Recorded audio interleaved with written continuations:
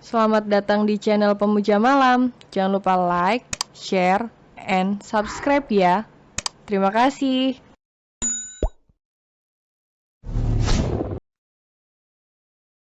Episode 14, Sandiwara apa yang sedang kamu mainkan? Namun berbeda dengan Atalah, majikan kecilnya mengulas senyum lebar. Benar mbah nanti beliin anak buaya, soalnya banyak yang nakal kama Ata.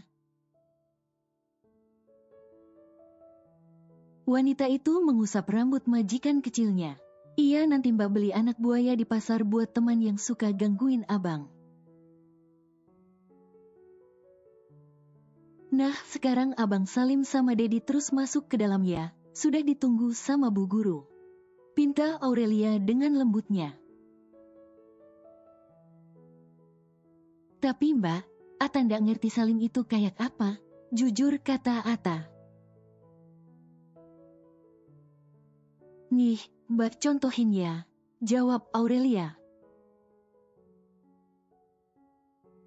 Tanpa banyak berpikir melihat tangan Emran menggantungkan diraihnya oleh dia kemudian dikecupnya. Masih tak sadar jika perbuatannya membuat si pemilik tangan naik 11 alisnya. Emran menatap tanpa arti pada Aurelia, yang seenak hati cium tangannya lagi, ditambah lagi tidak pakai permisi padanya. Seperti itu ya bang, kata Aurelia, masih belum melepaskan tangan Emran dari tangannya. Dehem Emran, agar Aurelia sadar dengan kelakuannya. Aurelia mendongakkan kepalanya lalu menatap Emran kemudian segera melepaskan tangan Emran. Maaf, Tuan. Aurelia merasa tidak enak hati. Apalagi Emran langsung melap tangannya yang bekas dicium Aurelia dengan sapu tangannya. Bagaikan najis saja itu kesan yang Aurelia tangkap. Wanita itu kembali berdiri lalu mengarahkan Atalah untuk salim dengan dedinya. Baru setelahnya majikan kecilnya disambut oleh gurunya untuk masuk ke kelas. Kini, tinggal Aurelia dan Emran. Ikut saya, ada hal yang harus dibicarakan padamu. Suara bariton itu terdengar mengerikan buat Aurelia. Hatinya mulai cemas, rasa takutnya mulai menyelusup. Wanita yang sering mengalami KDRT, respon tubuhnya akan cepat muncul rasa kecemasan sesuai level ketakutannya.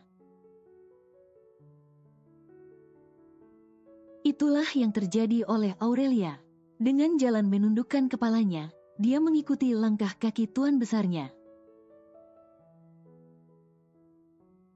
Rupanya Emran mengajak sang pengasuh ke salah satu restoran mewah dekat perusahaannya. Lalu Emran memilih ruang privat agar bisa leluasa memberikan ceramah pada pegawai barunya itu. Tubuh tegap pria itu sudah duduk dan berhadapan dengan Aurelia yang masih betah menundukkan kepalanya. Buat Aurelia ini sungguh menegangkan situasinya.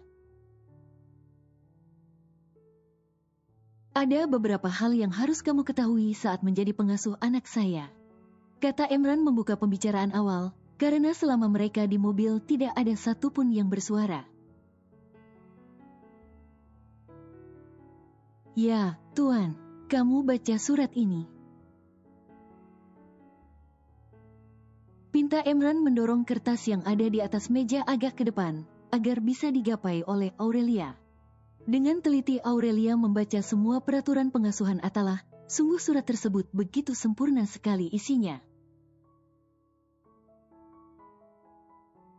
Saya minta kamu mematuhi segala aturan yang saya buat itu, demi kebaikan anak saya. Aurelia menautkan kedua alisnya setelah membaca peraturan yang diterapkan oleh tuan besarnya. Lalu dikembalikan lagi ke atas meja, sementara itu Emran menyesap kopinya seraya menatap wajah Aurelia. Anak bukanlah robot tuan, seumur Atalah tidak membutuhkan aturan yang begitu banyaknya. Dunianya masih dunia bermain, masih memiliki imajinasi yang tinggi, dan masih membutuhkan kasih sayang dari orang sekelilingnya. Termasuk kasih sayang dari kedua orang tuanya. Apa salahnya memberikan kebebasan untuk anak tuan saat ini? Maaf sebelumnya, saya hanya kasih pendapat saja, tutur Aurelia, kemudian dia kembali menundukkan kepalanya. Emran terlihat tidak menyukai perkataan Aurelia. Perlu diingat dia adalah seorang pemimpin yang tidak terima nasihat dari bawahannya kecuali dari rekan bisnisnya. Sepertinya kamu tahu hal segala-galanya. Padahal kamu belum punya anak kan? Saya hanya meminta kamu mematuhi segala aturan yang saya buat. Bukan menasehati saya, kamu ini hanya seorang pengasuh. Jika ingin bekerja dengan saya, ya ikuti aturan saya sebagai majikan. Tegur Emran, suaranya begitu tegas. Aurelia yang ditegur seperti itu, tak berani mengangkat kepalanya. Semuanya yang dikatakan tuannya sangat benar. Tangannya pun saling bertautan saking hatinya takut dipecat. Maaf tuan kalau saya lancang, saya tidak bermaksud seperti itu, saya memang belum punya anak. Tapi saya bertahun-tahun mengasuh adik saya, dari situlah saya paham. Jawab Aurelia agak bergetar suaranya. Mau bagaimanapun ini hal pertama buatnya dapat teguran dalam bekerja, bukan ditegur suami ya. Emran mendesah kesal, masih saja ada jawaban dari Aurelia. Dan satu lagi, jangan sesekali ada kontak fisik dengan saya. Ingat posisi kamu. Aurelia mengangguk pelan. Dia juga menyadari dirinya bersalah, apalagi menyentuh suami orang walau hanya cium tangan saja. Tak selang berapa lama, datanglah waiters mengantarkan kudapan yang dipesan oleh Emran. Pria itu langsung menyantapnya tanpa menawari Aurelia. Sementara Aurelia bergeming, tetap menundukkan kepalanya. Emran yang melihat pengasuh anaknya tidak menyentuh kudapan tersebut berhenti mengunyah. Apakah kerjaan kamu selain mengasuh, juga sering menundukkan kepalanya? Tegur Emran. Sontak saja wanita itu menegakkan kepalanya, dan terlihat iris netranya yang berwarna coklat agak berkaca-kaca.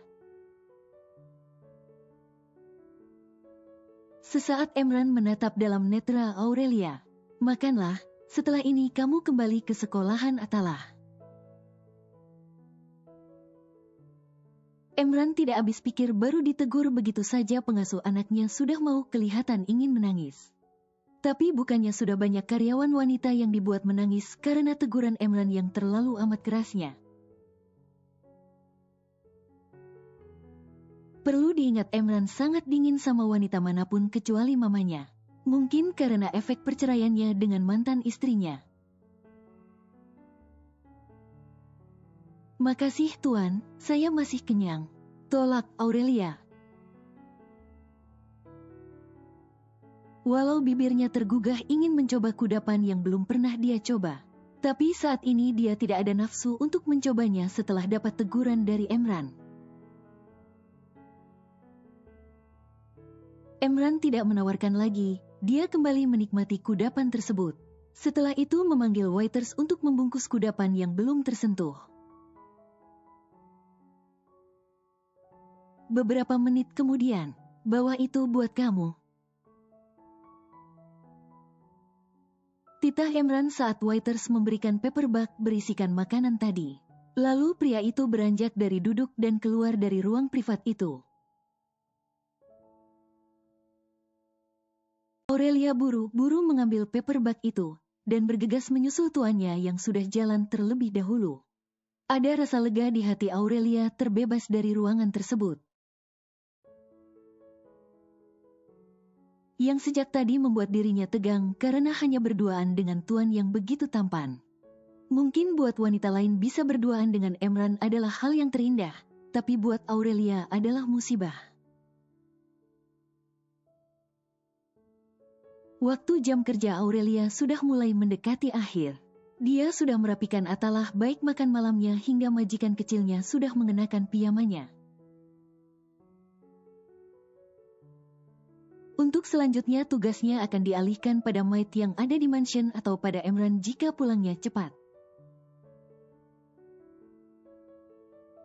Nyatanya memang Hot Daddy itu sudah pulang ke mansion dari jam 5 sore, tapi pria itu lebih banyak di ruang kerjanya. Mbak Becok jangan telat datangnya ya, terus jangan lupa beliin kandang buat anak ayamnya ya. Pinta Atalah saat mereka berdua keluar kamar menuju ruang tengah. Iya abang, besok insya Allah Mbak gak telat datangnya ya. Jawab Aurelia sembari melirik tuan besarnya yang baru saja naik tangga, kemudian wanita itu membuang mukanya. Itu sudah ada Dedi, Mbak pulang dulu ya. Pamit Aurelia sembari mengusap pucuk rambut majikan kecilnya. Emran semakin mendekati mereka berdua, sementara itu Aurelia memutar balik badannya. Saya permisi pulang, Tuan. Pamit Aurelia tanpa menatap Emran. Gumam Emran, tanpa banyak berkata. Mbak, kok ndak kalim sama Dedi? Kata Mbak, kalau mau pergi atau pulang halus kalim dulu sama orang tua. Tanya Atalah dengan polosnya. Sontak saja Aurelia dan Emran saling bersitatap dalam persekian detik. Kemudian buyar tatapan itu. Wanita muda itu agak sedikit membungkukkan tubuhnya. Dedinya abang bukan Dedi Mbak, jadi Mbak gak perlu salim sama Dedi. Sesederhana itu saja Aurelia memberikan pemahaman, sudah cukup teguran Emran tadi pagi. Lagi pula dia juga merasa jengah jika ada Emran dekat dirinya, rasanya kayak sedang dimata-matai. Atalah hanya bisa membulatkan bibirnya, lalu mendongakkan wajahnya saat menatap Emran yang notabene tidak memberikan argumen yang lain. Sekali lagi Aurelia berpamitan kepada kedua majikan tersebut, lalu bergegas menuruni anak tangga. Sementara itu ujung ekor netra Emran mengikuti gerak tubuh pengasuhnya hingga hilang dari pandangannya. Sementara itu di rumah Davi, kedua orang tua dan kakek Davi beserta kedua orang tua Aurelia sudah tiba. Dengan melebarkan senyuman hangat Davi menyambut kedatangan mereka, termasuk Faisa seolah sebagai nyonya pemilik rumah. Loh kok ada Faisa di sini? Sejak kapan datangnya? Tanya Bu Ida, ibunya Aurelia. Faisa mencium punggung adik ibunya itu. Kemarin Bibi, kebetulan aku lagi menginap di sini, kangen sama Aurel. Jawab Faisa berdusta. Oh, Aurelnya kemana sekarang? Kok sejak tadi Bibi tidak melihatnya? Tanya Bu Ida dengan menelisik semua sudut ruangan yang bisa terlihat dari ruang tamu. Kebetulan tadi ibu komplek ajak Aurel jalan-jalan, sebentar lagi juga akan pulang Bu. Sahut Davi yang memberikan jawaban. Wanita parubaya itu tersenyum lega mendengar anaknya punya aktivitas di luar rumah. Jujur saja Davi agak canggung menerima kedatangan tamu, terutama ibu dan kakeknya. Apalagi sang ibu Hana menatapnya dengan kecurigaan tingkat tingginya. Ibu Hana mengenal Faisa sebagai saudara sepupu Aurelia. Namun agak aneh saja jika Faisa berada di rumah anaknya hanya berduaan saja. Apalagi menantunya sedang tidak ada, namun pemikiran yang sudah muncul tersebut ditepis begitu saja. Faisa layaknya nyonya rumah, menghidangkan minuman hangat untuk tamunya beserta cemilannya. Sementara Davi duduk bersama dengan keluarga besarnya itu. Silahkan bibi, paman, kakek, dinikmati minum dan makanannya. Pinta Faisa dengan ramahnya setelah menaruh cangkir cantik tersebut. Kemudian dia duduk di samping Davi. Kedua alis yang diukir dengan pensil alis itu pun naik ke atas ketika Bu Hana menyesap teh hangat tersebut. Ujung ekornya melirik Faisa yang diam-diam menatap anaknya. Tatapan itu sangat Bu Hana kenali.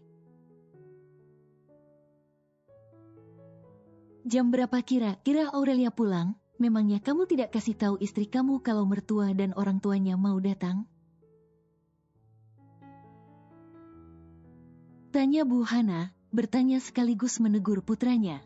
Oh Aurel sudah tahu kok Bu. Tapi kebetulan memang sudah janji lama dari kemarin sama ibu-ibu di sini.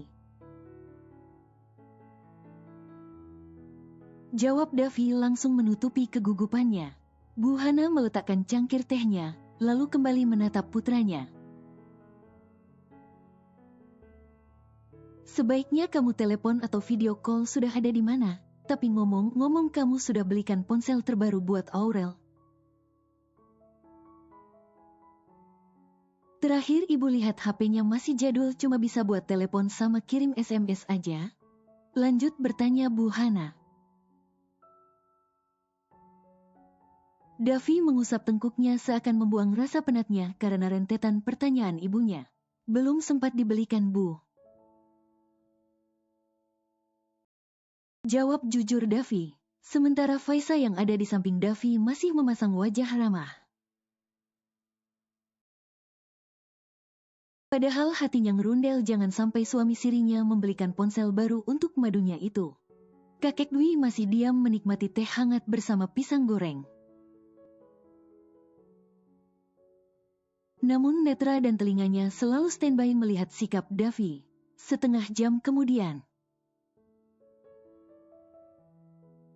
Ojek pangkalan sudah tiba di depan rumah Davi. Seperti biasa wanita muda itu turun dan membayar ongkosnya terlebih dahulu. Sebelum dia menapaki rumahnya, netranya melihat mobil keluarga yang tak dikenalnya terparkir di halaman depan rumah. Kemudian samar ketika melangkahkan kakinya terdengar beberapa suara tidak hanya dua orang saja. Semakin dia mendekat pintu rumah yang sudah terbuka lebar. Assalamualaikum, sapa Aurelia sebelum masuk rumah. Waalaikumsalam, jawab serempak yang ada di dalam rumah. Netra Aurelia langsung membulat karena terkejut melihat siapa yang datang ke rumahnya. Hatinya bergetar, lambat namun pasti netranya mulai berembun. Ibu, Bapak, panggil Aurelia dengan suara bergetarnya. Wanita parubaya itu lantas bangkit dari duduknya. Aurelia pun langsung mengecup punggung tangan Ibu Ida kemudian memeluknya dengan erat. Rasa rindu pada kedua orang tuanya akhirnya bisa dia lupakan dengan pelukan yang erat itu. Hingga tanpa disadari netranya membasah namun tidak dalam isak tangisnya. Aku rindu sama ibu, kata Aurelia saat mengurai pelukannya. Ibu Ida hanya mengangguk pelan karena bibirnya sudah bergetar ingin menangis haru.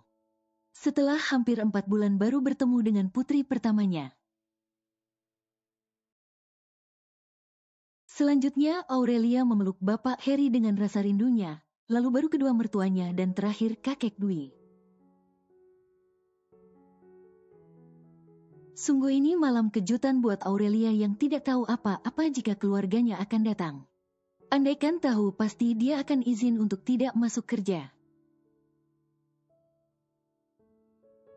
Davi sebagai suami Aurelia bangkit dari duduknya lalu menghampiri istrinya yang masih berdiri. Tangan besarnya merangkul pinggang Aurelia lalu mengecup pipi istrinya dengan lembut. Sontak saja wanita muda itu terkejut. "Kamu sudah pulang sayang, baru saja aku mau telepon kamu." Ucap Davi begitu lembut sekali suaranya. Aurelia menatap nanar suaminya, hatinya benar-benar dibuat terombang-ambing dengan sikap lembut Davi barusan. Sementara Faisa yang melihat hal itu hatinya sudah menggeram. "Tadi aku bilang sama ibu dan ayah, kalau tadi kamu habis jalan-jalan sama ibu-ibu komplek." Lanjut kata Davi lalu menyentak pinggang Aurelia agar mengikuti langkah dia menuju sofa dan duduk bersama layaknya suami istri. "Sandiwara apa yang sedang kamu mainkan, Mas Davi?" Bersambung.